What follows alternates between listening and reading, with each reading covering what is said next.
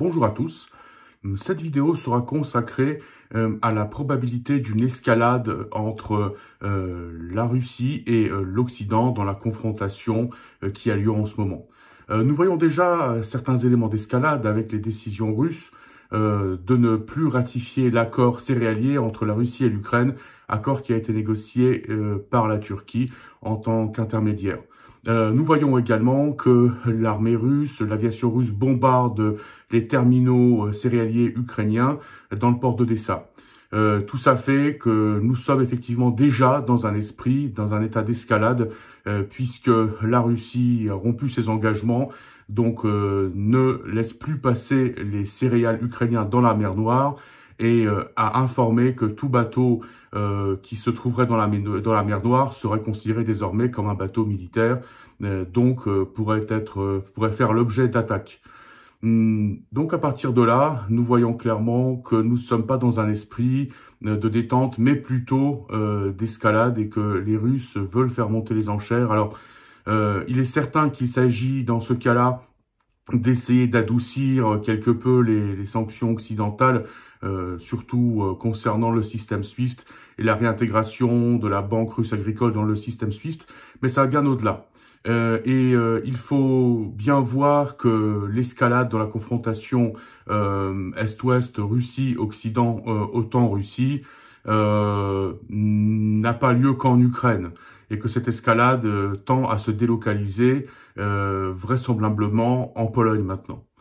Alors, après le coup d'État manqué de Yevgeny Prigozhin en Russie, ainsi que les généraux qui l'ont accompagné ou alors qui ont tout simplement commandité ce coup d'État, nous avons assisté au transfert du groupe Wagner, dont on ne connaît pas le nombre de ses effectifs, en Biélorussie. Et là aussi, on peut se poser la question de savoir pourquoi est-ce qu'il a été transféré en Biélorussie, et ça renforce la thèse d'une possible escalade, d'une probable escalade dans la confrontation Est-Ouest. Finalement, si l'on voulait arriver à un accord entre Poutine, son entourage et le groupe Wagner et ses commanditaires, donc qui ont commandité le coup d'État manqué, on pouvait imaginer que Prigozhin et ses hommes seraient envoyés, par exemple, en Syrie, en Afrique, voire au Kazakhstan. Mais si l'on a décidé de les envoyer en Biélorussie, c'est bien qu'il y a un plan derrière, qu'il y a un projet derrière. Et ce projet, il n'est pas de former l'armée biélorusse, puisque il est difficilement envisageable et imaginable que l'on envoie des experts, des véritables spécialistes formés à la guerre hybride, des forces spéciales, s'occuper de la formation de l'armée régulière biélorusse. Ça paraît improbable, ça paraît pas rationnel, et les Russes n'ont pas une démarche irrationnelle, donc ça paraît peu probable qu'on ait effectivement envoyé ce groupe Wagner en Biélorussie pour qu'il s'occupe de la formation de l'armée biélorusse. Non, il y a un projet qui se cache derrière tout ça. Ce projet fait sûrement partie de l'accord qui a été passé entre Poutine et les putschistes, à savoir ceux qui ont tenté de faire un coup d'État le 24 juin de cette année en Russie, reprocher à Vladimir Poutine de ne pas être suffisamment ferme dans sa politique et sa confrontation avec l'Occident. Ceux qui ont commandité ce coup d'État, ces généraux, estiment que pour débloquer la situation en Ukraine, il faut créer une autre situation autre part, et cette autre part, justement, ça peut être la Pologne, puisque la Pologne est la plateforme principale du soutien logistique à l'Ukraine. Donc on peut imaginer qu'il y a eu effectivement un accord de passé, Poutine qui a dit à Prigozhin, c'est ses commanditaires, ok, faites ce que vous avez à faire, tentez le coup si vous pensez y arriver. Nous, de toute façon, on se désolidarise. Vous serez bannis, le groupe Wagner sera banni. Si vous arrivez à des résultats, très bien. Si vous n'arrivez à rien, on ne vous connaît pas. Et un scénario dans lequel une attaque russe partirait de Biélorussie vers la Pologne est à l'étude depuis au moins 1 an. Et finalement, c'est un scénario qui s'inscrirait dans la guerre hybride. Alors, en quoi est-ce qu'il consisterait? Donc, une attaque de moyenne ou petite intensité qui partirait de Biélorussie vers la Pologne. Du coup, la Russie ne serait pas impliquée officiellement dans cette attaque. L'avantage que cette attaque aurait pour le Kremlin, c'est qu'elle permettrait de tester la capacité de l'OTAN et son dispositif à faire face à ce genre d'attaque, mais surtout, le Kremlin testerait, la Russie testerait la capacité de l'OTAN et de ses États membres à être solidaires et à apporter des solutions, des réponses dans une situation où une attaque n'est pas menée par un pays concret et des hommes en uniforme, mais justement par un groupe qu'on pourrait appeler de bons hommes verts, donc sans uniforme et sans pays, sans nationalité, sans identité ou sans possibilité de les relier à un quelconque État. Ce genre d'attaque a sûrement déjà eu lieu. On peut parler de Nord Stream 1, Nord Stream 2 qui a été endommagé. Là aussi, on peut se demander qui s'est livré à ces attaques. Ce genre d'attaque a eu lieu dans le Donbass. Finalement, c'est un scénario qu'on connaît très bien, puisqu'en 2014, nous avons un certain nombre de bons hommes verts, donc des hommes en armes, sans uniforme, avec du matériel, qui arrivent dans le Donbass et commencent à combattre les institutions, l'autorité ukrainienne. Donc aujourd'hui, on peut supposer que si Prigozhin a été envoyé en Biélorussie avec ses hommes, ce n'est sûrement pas pour faire de la formation de soldats sur place, mais bien pour essayer de tenter une action, vraisemblablement en Pologne ou dans les républiques baltes. Alors donc il y a donc un élément dont on parle souvent, donc c'est le corridor Suwalski, donc qui serait effectivement le point sensible, donc ce corridor donc près de la presqu'île de Kaliningrad. Mais si l'on parle de possibilité d'attaque hybride de la part de la Biélorussie ou des hommes de Prigozhin du groupe Wagner, on peut s'attendre à tout. Donc on peut s'attendre à des attentats et pas forcément sur le flanc est. On peut s'attendre à des attentats, des sabotages d'infrastructures, des attentats dans les grandes villes polonaises, donc tout est possible. Maintenant, il est aussi envisageable que certaines unités soient déjà en place. Pourquoi? Puisque le jour où la guerre en Ukraine a commencé, donc l'agression russe a débuté le 24 février 2022, des centaines de milliers, voire des millions de réfugiés sont allés vers la Pologne. Et beaucoup d'entre eux ont passé la frontière. Certains sont passés sous les radars, si je puis dire. Donc, parmi eux, on le sait déjà, il y a eu pas mal d'espions russes qui ont déjà été reconnus. Mais on peut se demander si dans cette période, les services secrets russes n'en ont pas profité pour faire passer des petites unités, justement, qui, profitant du désordre migratoire, se sont introduits en Pologne et sont prêts à passer à l'action. Ils attendent simplement d'en recevoir l'ordre. Donc c'est tout à fait possible, on n'en parle pas, mais c'est tout à fait possible. Donc on peut se demander dans quelle mesure la Pologne est déjà infiltrée par les hommes du Kremlin, les hommes verts, dont le Kremlin niera toute connaissance et toute aide à leurs agissements s'il en est en Pologne. Il faut voir que les tensions à la frontière polono-biélorusse ne sont pas chose nouvelle, puisque ces tensions datent d'au moins 2 ans. Il convient de se rappeler la crise migratoire qui a été déclenchée par Alexander Loukachenko à la frontière polono-biélorusse. Alors, le président dictateur biélorusse, qu'importe, a créé un véritable système d'envoi des migrants vers la Pologne, des migrants dont on s'est servi, dont les Biélorusses se sont servis comme armes. Donc, quel était ce mécanisme? Le gouvernement biélorusse, donc l'État biélorusse, a fait miroiter la possibilité d'un passage à l'ouest par la frontière polono-biélorusse. Donc ces gens ont payé des sommes exorbitantes, hein, c'était plusieurs dizaines de milliers de dollars pour la plupart d'entre eux. Donc on les a fait venir en Biélorussie par charter entier. Et de là, on les a amenés à la frontière en les poussant vers cette frontière pour qu'ils essayent de la traverser. Donc ces gens, ces migrants, pas conscients de la situation, se sont effectivement fait manipuler, mais ils ont été utilisés comme armes par la Biélorussie. Et cette stratégie a eu pour effet, donc d'une part, de créer une crise migratoire à la frontière polono-biélorusse, mais aussi ça a permis de tester donc la résistance, les capacités de la frontière de l'Union européenne et la frontière de l'OTAN, puisque aujourd'hui la frontière polono-biélorusse c'est la frontière d'une part de l'Union européenne, d'autre part aussi de l'OTAN.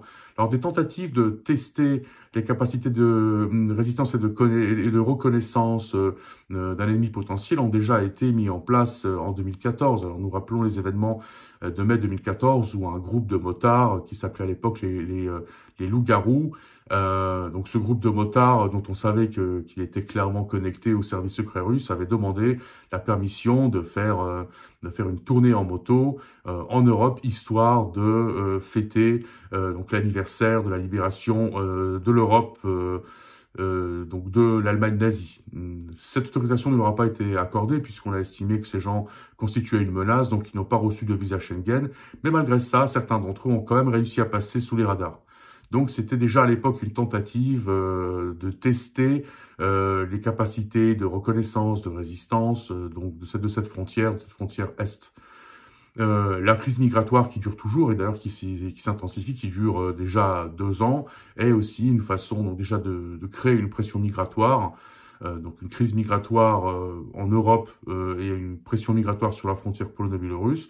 Mais d'autre part, ça permet de tester les réactions des services polonais, de l'armée, des services des gardes-frontières, mais aussi également donc de l'OTAN. Donc cette frontière est déjà soumise à grande tension, et à une guerre des nerfs, si on peut dire. Il faut aussi voir que non loin de cette frontière, à peu près 20 km de cette frontière du côté biélorusse, se trouve un camp d'entraînement où on a plusieurs milliers d'hommes appartenant au groupe Wagner qui sont là, soi-disant, pour entraîner l'armée biélorusse. Alors on a une situation où on a un groupe Wagner qui arrive en Biélorussie, après un coup d'État manqué, alors qu'on aurait pu l'envoyer n'importe où ailleurs dans le monde, en Afrique, en Syrie, partout où les Russes ont une zone d'influence, au Kazakhstan, il est envoyé en Biélorussie. Ensuite, ce groupe prend ses quartiers à 20 km de la frontière polonaise et il est là, soi-disant, pour entraîner l'armée biélorusse. Donc effectivement, ça pose un tas de questions. Ce qui est sûr, c'est que ça fait partie de la guerre des nerfs que veut imposer Vladimir Poutine et le Kremlin à l'Occident. Mais il faut aussi voir que ce qui se passe aujourd'hui à Moscou est moins une purge qu'une lutte, véritable lutte pour le pouvoir. Et aujourd'hui, Vladimir Poutine est vraiment en défensive. Aujourd'hui, il n'arrive plus à contenir ceux qui estiment qu'il est trop mou dans sa stratégie en Ukraine, qu'il est trop mou dans sa stratégie de confrontation avec l'Occident. Aujourd'hui, beaucoup de généraux, mais même de services, des services secrets, de toutes sortes de milieux en Russie, estiment qu'il faut passer à la vitesse supérieure, que justement, il faut tester la capacité de résistance de l'OTAN. La lecture qu'a fait le Kremlin, ou la plupart des membres donc du groupe de pouvoir et de l'entourage du pouvoir, la lecture qui a été faite en Russie du sommet de Vilnius, c'est que l'OTAN n'est pas prêt à une guerre, l'OTAN ne veut pas d'escalade et l'OTAN est désunie finalement, n'est absolument pas prêt à se défendre en cas d'escalade. L'OTAN céderait sur l'Ukraine, peut-être même plus. Donc aujourd'hui, Vladimir Poutine est soumis à une très grande pression pour justement pousser, faire monter la pression. Et aujourd'hui, on voit clairement que donc les purges qui sont là, ce sont des purges qui s'inscrivent dans les luttes de pouvoir qui durent toujours. Alors pourquoi est-ce que le coup d'État a échoué finalement? Le coup d'État du 24 juin de cette année a échoué parce qu'il a été mené vraisemblablement que par l'armée. Or, en Russie, l'armée n'est pas majoritaire et à elle seule, elle n'a jamais été en mesure de prendre le pouvoir. Ça a été le cas en 1991 pendant le putsch de Yanayev en août 91. Ça a été le cas plusieurs fois. L'armée n'est pas de taille, ne constitue pas une force suffisante dans le modèle russe. À l'époque du modèle soviétique, c'était pareil pour prendre le pouvoir à elle seule. Mais aujourd'hui, on voit clairement des fusions, des alliances entre les différents réseaux de pouvoir, services secrets, FSB, FSO, GRU, armée, monde du business, monde politique, des alliances qui poussent Vladimir Poutine, déjà d'une part vers la sortie, mais d'autre part qui le poussent à être bien plus radical dans la confrontation avec l'Occident. Vladimir Poutine, lui, veut mener la guerre en Ukraine comme on menait ce genre de guerre du temps de la guerre froide. Donc on a une guerre entre grandes puissances par conflits interposés, mais ces conflits interposés ne doivent pas dégénérer en guerre de haute intensité. Ça, c'est la vision qui était appliquée pendant la guerre de Corée, la guerre du Vietnam, la guerre en Afghanistan, tout ça à l'époque soviétique. Cependant, les gens qui sont plus radicaux, qui critiquent Vladimir Poutine, estiment qu'il faut profiter, selon eux, de la faiblesse de l'OTAN et aller plus loin. D'une part, de leur point de vue, l'Ukraine, de toute façon, ne pourra pas gagner cette guerre, ne sera pas en mesure de récupérer son territoire. Et d'autre part, l'Occident n'est plus en mesure de lui fournir plus d'aide que ça pour changer la situation sur le front. Donc d'un point de vue de ces généraux, de ces représentants des services secrets du monde du business, il est temps maintenant pour la Russie de passer à l'étape supérieure et donc de pousser à l'escalade, donc de faire en sorte à ce que le conflit en Ukraine s'étende réellement à un pays de l'OTAN. Tout ça pour voir les résistances de l'OTAN, sans prendre de risques qui puisse être, puisque si on a un groupe de mercenaires qui est indépendant, dont personne ne reconnaît l'existence, dont personne ne reconnaît l'appartenance, finalement ce groupe de mercenaires mène une guerre hybride en son propre nom, et personne ne peut être inquiété. Et c'est là tout le problème, puisque si l'on se rappelle ce que disait Laurent Fabius à l'époque où il était ministre des Affaires étrangères française, il disait que en 2014, justement, si ce genre de situation se produisait, donc si on avait une attaque sur le flanc est de l'OTAN par un groupe non identifié, il faudrait chercher des solutions, voir comment l'OTAN devrait réagir. Aujourd'hui, c'est ça, en fait, certains de l'entourage de Vladimir Poutine voudraient tester la réaction de l'OTAN à une guerre hybride, donc à la perspective d'une attaque de groupes de soldats qui n'appartiennent finalement à personne, qui n'ont aucune appartenance, dont on peut nier toute coopération et toute participation à leurs agissements. Puisque, d'une part, l'article 5 donc du traité du pacte de l'Atlantique Nord n'a jamais été mis en œuvre. Donc on ne sait pas trop comment les États pourraient réagir en cas d'une agression d'un État membre. Mais là, on ne parle pas d'agression d'un État membre par un État tiers. On parle d'une situation qui n'a pas été prévue par le traité de l'OTAN. Donc pour le Kremlin, ce serait une expérience intéressante de voir si l'OTAN réagirait avec fermeté ou si ce serait tout le contraire. À partir de là, si l'OTAN manquait de fermeté, la Russie pourrait proposer un véritable marché à l'OTAN en disant vous nous cédez l'Ukraine, en contrepartie, les actions négatives et agressives cessent en Pologne et sur le flanc est de l'OTAN. Et donc c'est un peu le scénario qu'envisagent ceux qui voudraient utiliser le groupe Wagner pour faire en sorte que le conflit en Ukraine arrive en Pologne. Alors, aujourd'hui, ça a l'air d'avoir été acté par Vladimir Poutine, puisque, comme je le disais, si le groupe Wagner aujourd'hui se trouve en Biélorussie, c'est pas un hasard. Donc, ça a été acté par Vladimir Poutine. La question est si effectivement les Russes oseront déclencher ce genre d'agissement, ce genre d'action agressive vis-à-vis de la Pologne. Si oui, qu'est-ce que ça peut être comme action? C'est ça la question qu'on se pose. Alors aujourd'hui, l'armée polonaise renforce sa frontière est, renforce le corridor Suwalski, mais en Pologne, donc les experts se rendent bien compte que ce genre d'attaques, elles peuvent arriver de partout, même de l'intérieur, puisque si on envisage que des groupes ont pu passer la frontière à l'époque de la crise migratoire, si l'on envisage que des troupes ont pu passer la frontière, donc des troupes sans uniforme évidemment, des bons hommes verts, ont pu traverser la frontière et ont pu s'organiser sur le territoire polonais, on peut envisager aussi une attaque de l'intérieur. Et si l'on adopte ce scénario, les attaques qui sont possibles sont de facto sont innombrables. Donc ça peut être des attentats contre les infrastructures, contre toutes sortes d'institutions, et ce genre d'attaque peut arriver à n'importe quel endroit, à n'importe quel moment en Pologne. Donc comment se prémunir contre ce genre d'attaque? Alors les Polonais, donc le service polonais, ont mené toutes sortes d'exercices depuis un an, donc en vue d'une attaque terroriste par exemple sur le métro de Varsovie ou le port gazier, donc le port gazier de Świnoujście, donc qui permet d'accueillir du gaz GNL.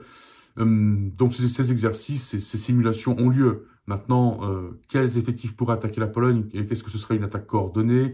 Ou est-ce qu'on aurait par exemple affaire à des attaques d'actions criminelles, donc par exemple des groupes criminels qui traversent la frontière biélorusse et qui pillent, qui brûlent des villages par exemple, ou qui se livrent à des actes criminels purs et simples juste pour déstabiliser la région?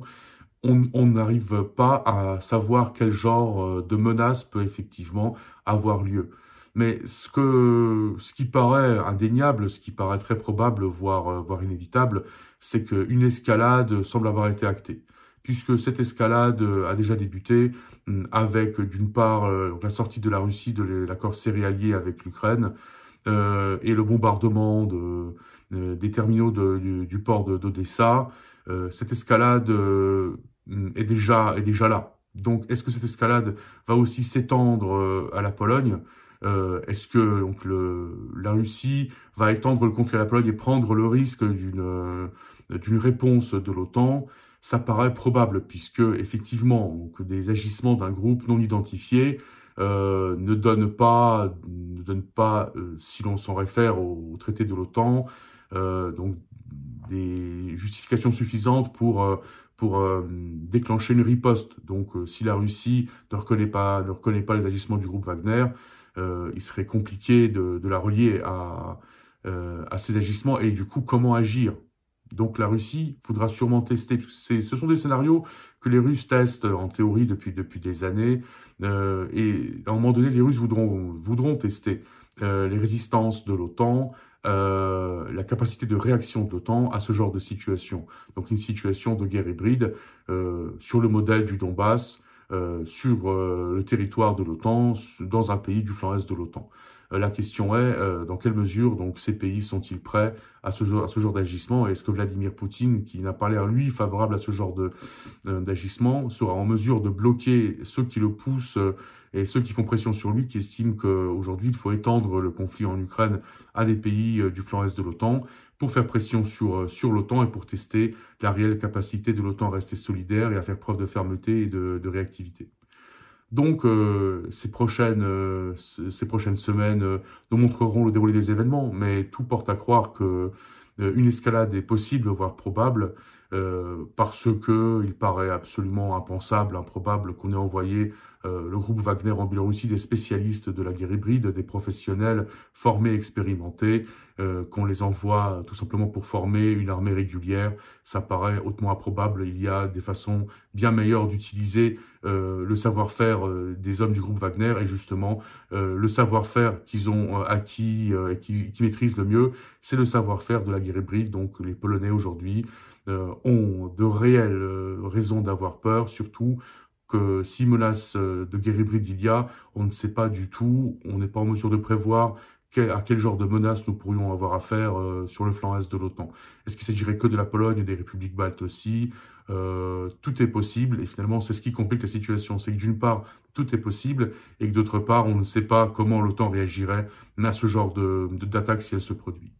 Voilà ce que l'on pouvait en dire à ce moment. Ceux qui estiment que cet enregistrement représente une quelconque valeur, je les invite à bien vouloir le liker. J'invite également tous ceux qui estiment que mon activité sur YouTube représente une valeur ajoutée à vous abonner à mes vidéos. Je vous promets d'autres vidéos dans un avenir proche, des vidéos en langue polonaise, française, des vidéos traitant des sujets français, polonais et internationaux. Je vous invite également à commenter mes vidéos, à poser vos questions, ainsi qu'à envoyer les liens de ces vidéos à vos amis, à vos contacts. Je vous remercie et vous dis à très bientôt.